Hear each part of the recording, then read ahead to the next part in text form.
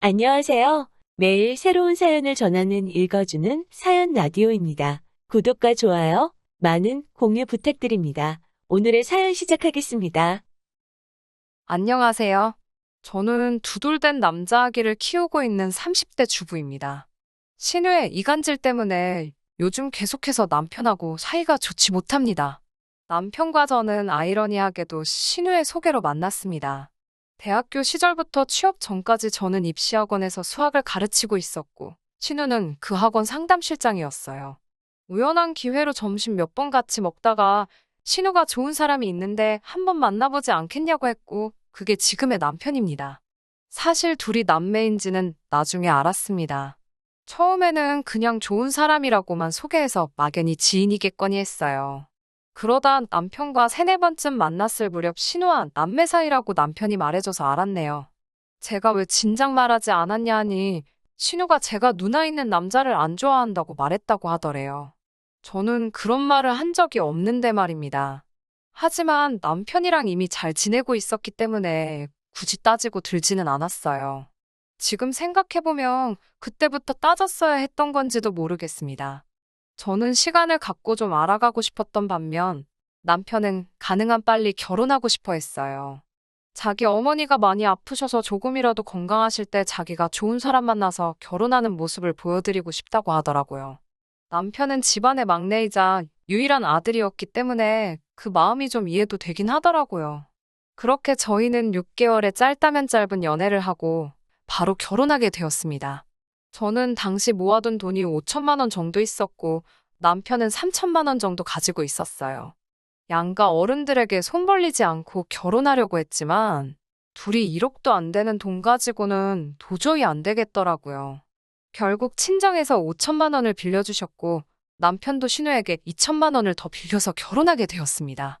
결혼식은 반반 부담했고 경기도에 작은 아파트 전세를 얻었습니다.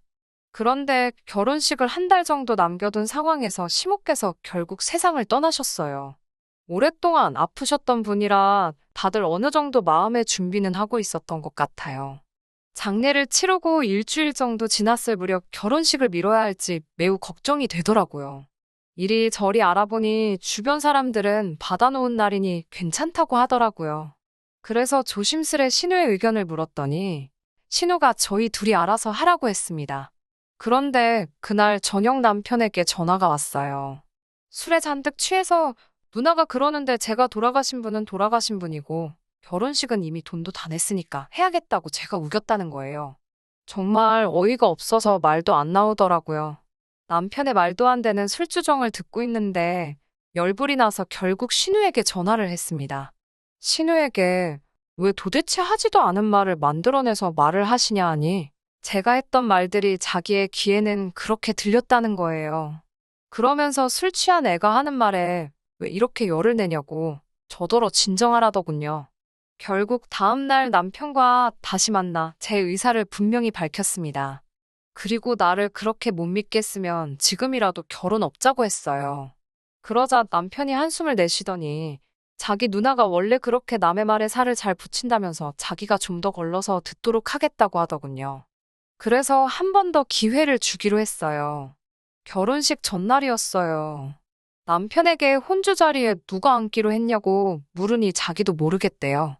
누나가 알아서 한다고 했다는 거예요. 신경 쓸 일이 너무 많아서 그래, 알아서 잘하겠지. 자기 동생 결혼식인데 생각하고 더 알려고도 안 했어요. 그런데 당일이 되니까 세상에 결혼도 안 한 신우가 한복 곱게 차려입고 올림머리하고 식장에 와 있더라고요. 그러더니 자기가 혼주 자리에 앉는다는 거예요. 저희 친정 부모님도 황당해서 뭐라 말도 못 하시더군요. 그런데 신우는 너무나 태연하고 당당했습니다. 자기가 저희 결혼할 때 2천만 원이나 대줬고 시모도 안 계시니 자기가 시모 노릇을 해야겠다고요. 곧 시기 시작인데 그걸로 왈가왈부할 수도 없고 결국 신우 뜻대로 신우가 혼주석에 앉아서 결혼식 올렸습니다. 화촉점화도 신우가 했고요. 멀쩡하게 시이모님도 시고모님도 다 살아계시는데 이 글을 쓰는 지금까지도 도통 이해가 안 됩니다. 나중에서야 알게 된 사실인데 시이모님, 시고모님 전부 다 자기한테 부탁을 안 했을 뿐이지. 당연히 친척 중 누군가가 그 자리를 채우는 걸로만 알고 있었다고 하셨어요. 그 누구도 그 자리에 신우가 떡하니 앉아있을 거라고는 예상도 못했다고 합니다. 아무튼 신우가 던져주는 밤 대추까지 받으며 패백도 끝냈어요. 주변 사람들 모두 쑥덕거리는 게 제 눈에는 너무 잘 보이는데 신우는 뿌듯한 표정으로 눈물까지 흘리면서 손님들 배웅을 하고 있었습니다. 정말 누가 보면 신우가 남편 키워서 장가 보내는 줄 알겠더라고요. 결혼식 이후로 신우는 슬슬 이것저것 저에게 요구하는 것이 많아졌어요. 정확히 말하면 무슨 드라마에도 안 나올 시모 노릇을 하려고 들더라고요. 일주일에 2번은 전화해서 어떻게 사는지 보고를 하래요. 보고는 무슨 보고냐고 저는 그렇게 할 생각 없다고 남편에게 딱 잘라 말했어요.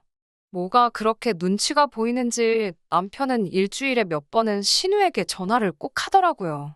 그러다 자기도 지쳤는지 며칠 안 하기 시작했고요.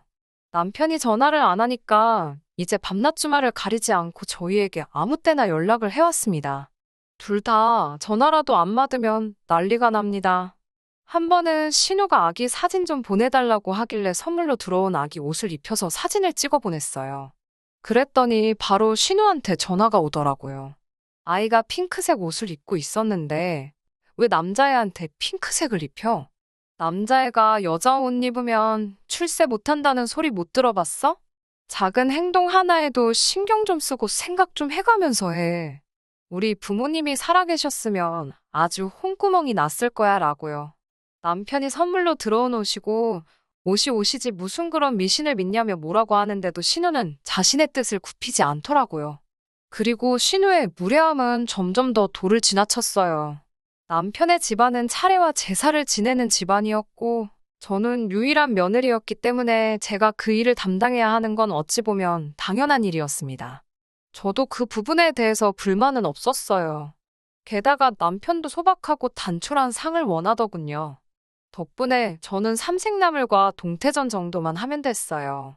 밥과 국은 남편이 담당했고요. 그리고 시모의 첫 제사상을 지낸 후 신우가 남편에게 보낸 문자를 우연히 보게 됐어요. 남편이 신우에게 엄마 첫 제사인데 얼굴도 안 비추는 건 너무한 거 아니냐며 제사상을 사진 찍어 먼저 보냈더라고요. 그러자 신우가 상차림이 이게 뭐냐면서 올케가 우리 집안 무시하는 건 알고 있었는데 이 사진 보니까 정말 한마디 해야지 안 되겠다고 답장이 와 있었어요. 남편이 무례한 건 누나라고 적당히 좀 하라고 한마디 하니까 신우가 걔 엄마 제사 진심으로 지내는 거 아니야. 엄청 교활한 아주 뱀 같은 여자애니까 너도 조심해라고 답장이 왔더군요. 이제는 시어머니 노릇도 못해서 저와 남편 사이를 이간질까지 하려는 건가 싶더라고요. 비록 우연히 본 문자지만 이런 내용까지 본 이상 도저히 참고만 있을 수는 없었어요. 그래서 남편에게 일단 핸드폰을 보게 된 건 미안하다고 그렇지만 난 도저히 억울해서 이렇게는 못 살겠다고 이혼하자고 했어요. 그러자 남편도 자기 누나가 아무래도 제정신이 아닌 것 같다면서 자기는 시집도 못 갔는데 우리가 잘 사는 걸 보니 배가 아픈가 보대요. 그러면서 자기가 누나한테 한마디 할 테니까 이번 한 번만 더 용서해 달라고 하더라고요. 제가 그럼 지금 여기서 스피커폰으로 신우한테 전화해서 앞으로 보지 말고 살자고 얘기하라고 했어요. 그러자 남편은 잠시 머뭇거렸습니다. 그러더니 전화를 걸어서는 신우에게 왜 내 와이프를 뱀 같다고 그러냐고 따지더라고요. 그러니까 신우한다는 말이 너 어려서는 내 말에 한마디 반항도 안 하더니 올케 만나고서부터 변했다고 그게 다 올케 새치여에 놀아나서 그런 거야라며 혓바닥 놀리는 게 뱀이지 사람이겠냐고 남편에게 정신 차리라고 하더군요. 남편이 누나 아무래도 정신병이라고 이거 제발 병원을 가든 약을 먹든 하라고 악을 쓰더군요. 둘의 대화를 아무리 이해하려고 해도 이해가 되지 않았습니다. 가만히 있던 나에게 굳이 자기 남동생을 소개시켜놓고 이제 와서 제가 마음에 안 들어 미치겠나 보더라고요. 아마 신우는 학원에서 보이는 저의 단편적인 이미지만 보고는 말 잘 듣는 올케를 기대했던 것 같기도 해요. 저도 학원에서 신우를 직장 동료로 만났을 때는 이런 또라이라고는 상상도 못했으니까요. 전화 통화가 끝나고 다시 신우로부터 문자가 하나 왔습니다. 네 마누라 혹시 산후우울증 아니야? 그것도 정신병이야 라고요. 제가 애 낳은 지 2년인데 무슨 갑자기 산후우울증 타령인지 너무 어이가 없어서 실수가 다 터지더라고요. 결국 남편과 상의 끝에 당분간 신우아 보지 않고 살기로 했어요. 그리고 결혼 때 받았던 2천만 원도 원래는 돌려주려고 따로 적금 들고 있었거든요. 결혼식 날 자기가 그 돈을 줬으니 시어머니 노릇하겠다는 말이 충격적이어서요. 나중 가면 그 돈을 이유로 어버이날에 용돈까지 달라고 할 것만 같아서 당장 형편은 아쉬웠지만 차라리 신우와는 어떻게든 엮이지 않는 것이 상책이라는 생각이 들어 돌려줄 요량으로 모으고 있던 돈이에요. 그런데 그냥 그 돈도 안 주려고요. 그동안 당한 정신적 고통에 대한 보상이라고 해도 되겠죠. 예상대로 신우는 남편의 통보를 받자마자 또 남편이 제 손바닥 위에서 놀아나고 있는 거라고 제가 아주 지네 가족의 탄탄한 유대감을 파괴하려 하고 있다며 열변을 토하더라고요. 그 전화를 제가 듣고 있을 거라고는 상상도 못했나 봐요. 도를 넘어선 저를 향한 비난과 험담이 계속되니 저도 말을 아예 하지 않을 수가 없었어요. 전화를 돌려받아 신우에게 인사를 건네니 네가 전화를 왜 받아? 하는 느낌으로 흠칫하더라고요. 제가 신우에게 혹시 마음에 안 드는 게 있다면 저랑 직접 만나서 대화를 나누자고 말을 했지요. 신우는 어디 시집 온 여자가 건방지게 오라가라 하느냐고 성질을 내더라고요. 저는 그 말에도 아랑곳하지 않고 그럼 제가 형님 계신 곳으로 가겠다고 어디시냐고 물어봤죠. 자기가 성질을 내고 있으면 제가 쫄아서 이러지도 저러지도 못할 거라고 생각했나 봐요. 그런데 오히려 제가 더 당당하게 나가고 직접 만나자는 식으로 말을 하고 있으니 오히려 신우가 더 겁을 먹어서 만남을 피하려고 하더라고요. 신우에게 단도직입적으로 제가 뭘 잘못하고 뭐를 못해서 계속 이러시는 거냐고 계속 다그쳤어요. 그동안 쌓인 것들이 한 번에 터져나오니 신우가 말할 틈도 주지 않고 쏟아져 나오더라고요. 신우도 제가 하는 말에 압도가 되어서 그런가 쩔쩔매면서 아니 그런 게 아니고 하면서 제 기분 살피면서 말을 아끼더라고요. 겁을 먹었는지 어버버대면서 말도 똑바로 못하는 걸 보니 제가 이런 면을 가지고 있었는지 처음 알았던 것 같습니다.